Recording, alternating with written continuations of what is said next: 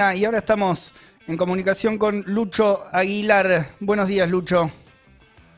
Hola Leo, hola Lu, ¿cómo andan? ¿Bien? Hola Lucho. Bien, todo muy bien por Todo acá. bien. Muy bien. Bueno, Te metiste en algo que tiene que ver con investigar un poco, ¿no? Y recuperando algunas ideas, porque en la campaña del Frente de Izquierda se empezó a charlar, se está difundiendo esta idea de la reducción de la jornada laboral, de las 6 horas. ¿Estuviste viendo un poco de esa historia también? exactamente, bueno, el fin de semana, el domingo, salió el semanario Ideas de Izquierda, donde Pablo Anino de Estado Mercatante agarraron un poco la discusión que vos contabas, que agarró también Lu en el programa, sobre por qué la necesidad, ¿no?, de reducir la jornada laboral para repartir el trabajo y demás.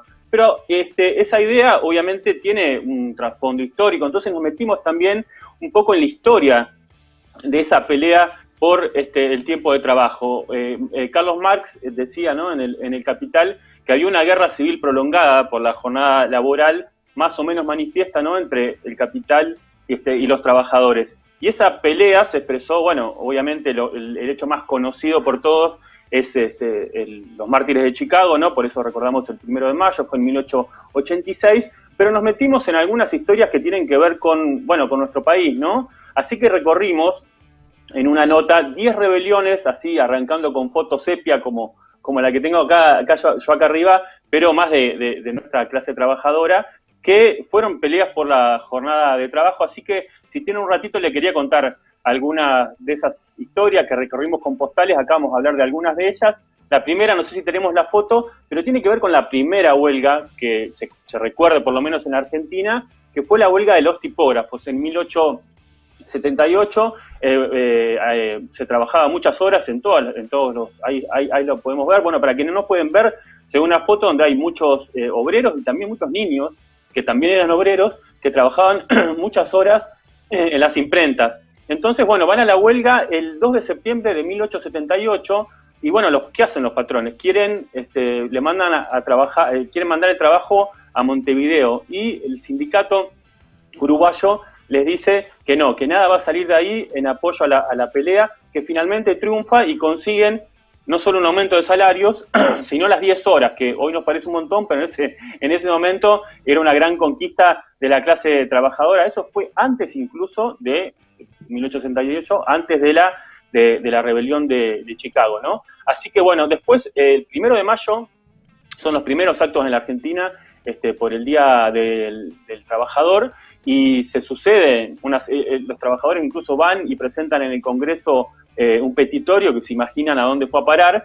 No le dieron ni cabida los oligarcas, pero sí se dieron varias huelgas durante esos primeros años y consiguen, los primeros son los yeseros en conseguir las 8 horas, después los ferroviarios. Así que así comienza de alguna manera las peleas, que tienen, y eso lo reflejamos en la nota, otro hecho para nosotros muy simbólico, muy importante, que es que las mujeres empiezan a entrar en muchas industrias, en muchos servicios. La primera huelga es la de las trabajadoras de casas particulares en 1888, pero luego, ahí vemos una foto, para quienes no pueden ver, son muchas mujeres, también niñas, muchas de ellas, sentadas en una mesa, son fosforeras.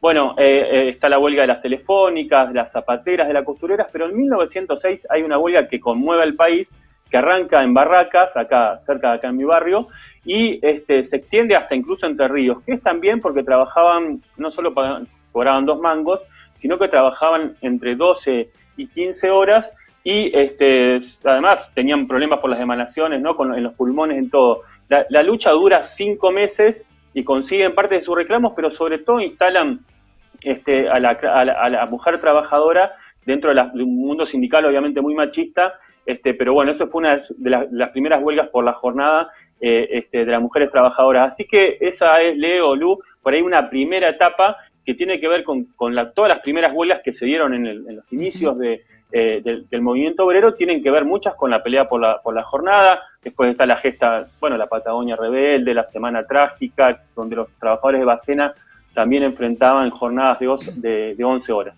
O sea, la pelea por el tiempo de trabajo y la jornada tenía un peso importante, y por esto que mencionas, Lucho, incluso se avanzó como por sectores, ¿no? Se empezó a imponer esa pelea también por sectores particulares de los trabajadores y de la producción. ¿Cómo se llega desde ahí al otro momento, digamos, que es ya cuando se conquista la jornada de 8 horas, al menos legalmente, ¿no? Bueno, vos lo resumiste bien, Leo. Primero se consiguen algunos sectores y si bien se había presentado en 1906 por parte del Partido Socialista el proyecto, recién en 1929, en septiembre, es cuando Irigoyen, que había masacrado muchas de las huelgas que nombramos antes, ¿no? Con la Patagonia y demás, o en Bacena, decide, porque necesitaba un poco de apoyo popular, dar la jornada legal de las 8 horas. Sin embargo, al poco tiempo, al año siguiente, ¿no? Recordemos que hay un golpe de Estado y ahí comienzan los ataques nuevamente, la década infame. Y ustedes saben que la primera, por lo menos una de las primeras huelgas de la década infame es la de los portuarios, que planteaban, ante los despidos, porque había una crisis económica internacional, como Lu sabría explicar mejor, plantean que hagan jornadas de 6 horas, que en vez de trabajar 12 horas, para evitar despidos y que entren incluso nuevos trabajadores, o sea, para luchar contra el desempleo, hagan turnos de 6 horas. Así que, esa fue una de las primeras respuestas, pero quizás la más importante de esa etapa fue la huelga de la construcción en 1936. Los trabajadores de la construcción, a pesar de que existían las 6 horas, como vos decís, legalmente, ahí vemos una foto para quienes no pueden ver, hay unos muchachos que están festejando y hay como un trofeo de guerra atrás que no sabemos si es un tranvía o un colectivo. Se habían quedado con algo. Sí, parece que no se había acogido a las reglas de la huelga. Pero bueno, la cosa que se consigue en ese momento, se va a una huelga muy importante con la solidaridad de muchos gremios, y los trabajadores denunciaban que a pesar de que existía la jornada legal de 8 horas, las obras eran un matadero. Así que es una huelga muy importante que consigue, con métodos muy radicales como estamos viendo, aumento de salarios y las 8 horas para los trabajadores de la construcción. Ahí va. Importantes peleas, y me quedo con la imagen ahí con el tranvía o algo que se habían quedado ahí en el medio de la lucha. Hay otro momento, ¿no?, histórico también importante para las rebeliones, y que donde este aspecto, ¿no?, también la pelea por la jornada laboral tiene un peso que se acerca más a la década de los 70. Exacto, sí. Bueno, en la década del 70 ahí nosotros agarramos varias luchas, ¿no? Hay ataques ya desde Onganía a la jornada de los petroleros, pero hay en los 70 hay 2 momentos, ¿no? Uno primero que es el ascenso obrero, recordemos que desde el 69, el Cordobazo, hay muchas luchas donde los trabajadores empiezan a disputarle, ¿no?, a los capitalistas el poder de alguna manera en el lugar de trabajo, y muchas tienen que ver con la jornada. Ahí vemos una foto, es de Astarza, el astillero, donde morían muchos trabajadores porque las jornadas interminables. Bueno, para quienes no pueden ver, tienen varios carteles que dicen empezó la lucha, no queremos más muertes. Y bueno, esa es una de las huelgas quizás más simbólicas, porque luego de una dura pelea, ¿no?, con toma de rehenes y muchos días de huelga, consiguen pasar de jornadas de 12 horas a jornadas de 6 horas, y además instalan las comisiones de seguridad e higiene, que son una gran conquista, ¿no?, para defender la vida de los trabajadores contra la precarización y esos ritmos. Esa es una lucha muy importante, y otra quizás son los reclamos que empiezan a tomar ya más con el gobierno peronista, ¿no? Las coordinadoras interfabriles que conocemos, que levantan ante la crisis una consigna que era ni despidos ni suspensiones, que se repartan las horas de trabajo sin tocar el salario, como una respuesta, ¿no?, ante el intento de descargar la crisis que había que empezaba a haber en ese momento en la clase, en la Argentina, ¿no?, y en el mundo. Y el otro momento, y con eso termino esta etapa, es el momento del ataque, ¿no?, porque en 1976 viene un golpe justamente contra este ascenso de la clase trabajadora, y se vienen los ataques, así como hablamos el otro día de la tercerización que surge en 1976. Una de las primeras cosas que hace la dictadura es empezar a atacar todas esas conquistas que se habían obtenido durante décadas de lucha. Le sacan, a los telefónicos pasan de 8 horas a 6 horas, le sacan 1 hora a los petroleros, ¿no?, pasan a jornadas de 8 horas, así a los bancarios, comercio, a muchos se vuelve al trabajo a destajo, le quitan descansos a los choferes. Bueno, muchas cuestiones que tienen que ver, como decías vos, con el tema del tiempo de trabajo, pero bueno, esa fue una de las grandes ataques de la dictadura, pero aún así hubo, y con esto termino esta partecita, huelgas de resistencia. Una de las más conocidas es cuando los trabajadores eléctricos de Luz y Fuerza los quieren hacer pasar, de hecho los hacen, de 36 horas a 42 horas semanales, e inician lo que se llama un trabajo de tristeza, que decían que estaban tristes y no podían trabajar por sus compañeros perseguidos, desaparecidos, y por esa imposición, así que ahí desatan un conflicto que es muy recordado y que incluso termina con una movilización multitudinaria a la intervención militar del sindicato. Ahora, Lucho, bueno, sí, a partir de la dictadura, bueno, vos fuiste contando, ¿no? Muchas idas y vueltas de esas luchas, de esas conquistas y también de algunos avances que ha tenido la clase empresaria sobre esos derechos.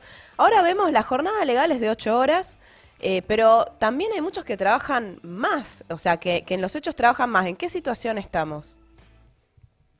Bueno, Lu, tal cual. Bueno, la última huelga que se recuerda, a ver, más actual fue la del subte, la recordamos, ¿no? Que consiguieron las 6 horas en el 2004, pero después, es cierto, sí, tal cual, los trabajadores, eso que decía Marx, ¿no? De que es una guerra civil permanente, ¿no?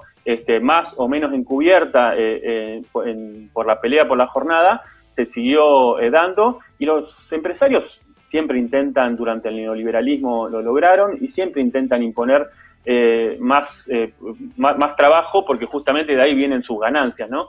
Como hemos explicado muchas veces. Así que sí, hoy si uno recorre incluso lo que hemos visto, ahí estamos viendo imágenes de las peleas que mostramos en Alerta Spoiler estas últimas semanas, no sé, desde los trabajadores de Rappi, que trabajan, charlamos con una de las chicas que fue reincorporada a Pedido Ya, que estuvo charlando la semana pasada con ustedes, Laura, 52, tenés que trabajar 52 horas para estar en el ranking 1 y tener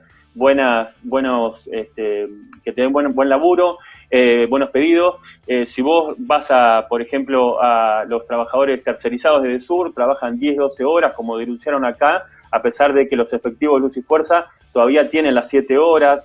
Si vas las trabajadoras del Garrahan cuentan que trabajan mucho en 2 o 3 trabajos, o tienen que hacer extras porque no alcanzan. Así que, como vos decís, Lu, a pesar de existir la ley, hoy en la Argentina la mitad de la clase trabajadora trabaja más de 8 horas, el promedio superior a las 8 horas, que se combina, como vos explicabas la otra vez, por un lado con un sector que está sobreocupado y otro sector, más de 2 millones, que están desocupados y muchos que están subocupados, haciendo changas.